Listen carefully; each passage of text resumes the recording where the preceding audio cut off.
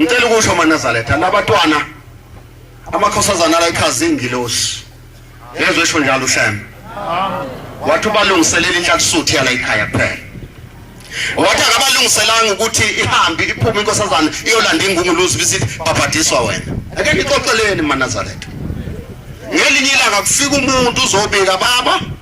enyangeni yezulu ingane yami ede ngishadisa umkhwenyana uhambile uthe mayibuya umkhwena wabuya ngebhokisi ithi inkosi yamaNazaretha yaphendula yathi etafuleni ishaya itafule ngesandleni ithi beshadele inhlakusuthi yala ekhaya wagunya mathi lobikayo yathi ingane zenu ziyaphuma zazi ukuthi zinengilosi enkulu ka25 nikhona bangcwele wathi ingane zala ikhazi zinengilosi enkulu ka25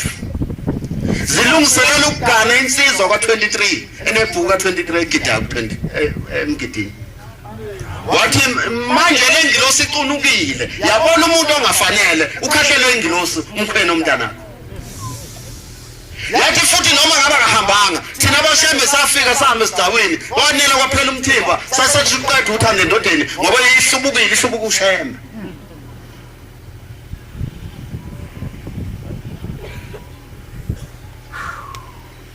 wathi saluqeda ngalelo langa uthando lwalendoda bivele izoyenzisa yonke into izihambe ngoba saqeda thina boshembe ngoba ihlubuke ushembe yathi ushama uNkulunkulu onamona akasebenzele abanye abantu nithi wena ungakaphumi musa cabanga noma khona busukhohlisane naye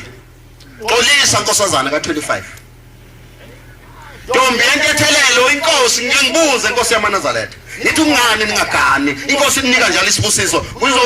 nani nizobekhipha isibusiso ithi gana into omzethethelelo anifuni ukugana ngomthetho wasekuphakameni ninezinto zenu fika ingilosi lonto yakho ichithe ngoba yikho la ekhaya maNazaretha kusezulwini ngempela kusezulwini la ekhaya akalotshwa futhi uHlembe ngitshela nawe insizwa ucela inkosazana la ekhaya ungangenisa umuntu weparadise kanti angisho lutho ayitshonto inatsuka ehlasa